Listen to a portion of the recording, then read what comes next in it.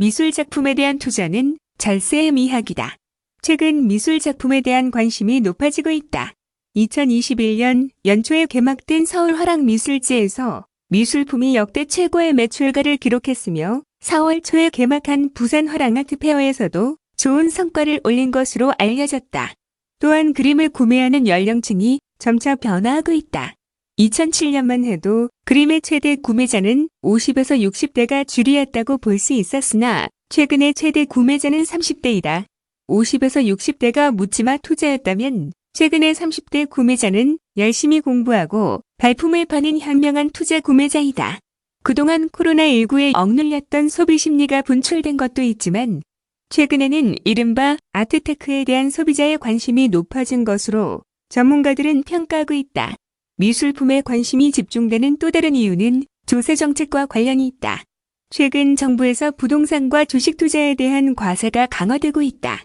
그러나 미술품 구매에는 아직은 세금 부담이 적기 때문에 미술품에 투자하는 사람이 늘어난 것이다. 여기서 미술품에 부과되는 세금에 대해서 알아보면 다음과 같다. 첫째, 미술품은 양도가, 즉 매도 금액이 6천만 원 미만이면 세금이 없다. 여기에 필요 경비도 양도가액의 최대 90%까지 인정된다. 2021년부터는 빈번한 미술 작품 거래에 대해서도 고율과세를 하지 않기로 세금 제도가 바뀌어서 우리가 말하는 아트테크에 주목하고 관심을 가져야 할 이유가 생겼다. 둘째, 미술품에 대한 투자에서 세제상 유리한 요소는 우선 그림을 양도할 때에만 세금을 낸다는 특징이 있다. 부동산의 경우 팔 때 양도소득세는 물론 살 때는 취득세와 등록세를, 보유할 때는 재산세와 종합부동산세를 내야 하며 주식도 매각할 때 증권거래세를 내야 한다. 특히 2023년부터는 주식투자 소득이 5천만 원을 넘으면 양도소득세도 납부해야 한다. 반면에 미술작품을 팔아서 생긴 소득은 소득세법상 기타 소득으로 분류되어 과세되는데 세율은 지방소득세를 포함하여 22%에 불과하다. 다시 말해서 양도차익이 아니라 양도가액의 세금을 부과한다는 의미이다. 이럴 경우 취득가액을 고려하지 않으니 세제상 불리한 것 아닌가? 라고 생각할 수 있지만 반대로 비과세 감면이 많아 여러 가지 불리한 점을 상당 부분 상쇄해준다고 볼 수 있다. 셋째, 미술품은 양도가액이 6천만 원 미만이면 비과세이다. 아울러 양도가액이 6천만 원 이상인 경우에도 세금 부담이 그리 크지 않은데 왜냐하면 필요경비율이 80%로 높기 때문이다.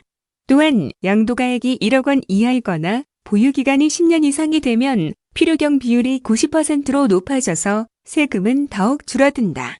예를 들어 미술작품을 5천만 원에 사서 5년 보유한 뒤 8천만 원에 팔면 양도가액이 1억 원 미만이라 필요경비를 90%까지 공제되어 90%에 해당하는 7,200만 원은 필요경비로 공제되고 나머지 10%인 800만 원 과세 표준에만 세금이 부과된다는 의미이다. 여기에 세율을 곱하면 소득세는 지방소득세 포함 176만 원이 나오며 양도차익 3천만 원에 약 6%가 안 되는 금액이다. 넷째, 살아있는 국내 작가의 작품은 작품 가격에 상관없이 비과세로 세금이 없다. 잠재력과 가능성이 있는 국내 중견 작가의 작품에 투자했다가 나중에 그림 가치가 올라갔을 때 매도하여 많은 투자 수익을 극대화할 수 있다고 볼 수 있다. 통상적으로 아트테크로 하는 1,000만 원 정도의 중견 작가 30에서 40호 크기의 작품을 구입하면 나중에 큰 부가가치를 창출할 수 있을 것이라고 생각된다. 아울러 소득세법에 명시된 과세 대상 미술품은 회화, 대생, 파스텔, 오리지널 판화, 인쇄화, 골동품 등으로 명시되어 있어 조각품은 과세 대상이 아니라는 점도 주목해둘 필요가 있다. 다섯째, 2021년에는 고율과세 리스크가 해소되는 점도 주목할 필요가 있다. 2020년에 이른바 사업소득과세 리스크가 해소된 것도 미술작품 투자자들에게는 긍정적인 요인이다. 미술품 투자 소득은 기타 소득과세가 원칙이지만 거래 빈도가 높으면 사업소득으로 과세되는 경우가 있었는데 그동안 영리 목적으로 반복적으로 행하는 활동을 통해 얻은 소득은 사업소득으로 본다는 소득세법이 적용되어 사업소득 최고세율이 46.2% 지방세 포함이었다. 세율이 22%인 기타 소득보다 크게 높았다고 볼 수 있다. 이런 불합리한 규정에 대해 미술 투자자들은 그동안 지속적으로 불만을 제기해왔는데 다행히 지난해 말 소득세법을 고쳐 거래 빈도와 상관없이 미술품 투자 소득은 기타 소득으로 간주하도록 했다. 이때 바뀐 규정은 2021년 1월부터 시행되고 있다. 미술품 거래를 위해 사업장을 설치하거나 사업자 등록을 한 경우에만 사업소득세가 적용된다고 할 수 있다. 미술품 양도소득의 과세 방식은 원천징수 방식이다. 그림을 사는 사람이 과세당국에 세금을 내고 판매자는 원천징수 영수증을 잘 챙겨놓으면 된다. 여섯째, 법인 사업자가 작품을 구매할 경우 한 점당 1,000만 원 이하에 한하여 비용, 손금산입 처리가 가능하며 양도 차익에 대하여 법인세가 부과된다. 또한 법인 사업자의 경우 장식이나 환경 미화 목적으로 작품을 대여하여 설치한 경우 전액 비용 처리가 된다는 점도 주목할 필요가 있다. 마지막으로 미술 작품에 투자해도 좋은 이유를 박정수의 미술사색에서 발췌해봤다. 1. 절세 수단이 될 수 있다. 미술품의 경우 6천만 원 이상일 경우 양도차익 20%에 22%가 양도세이다. 2. 미술품은 도둑을 맞아도 언젠가는 찾는다. 소유주가 누구였는지 밝혀져야 거래가 가능하다.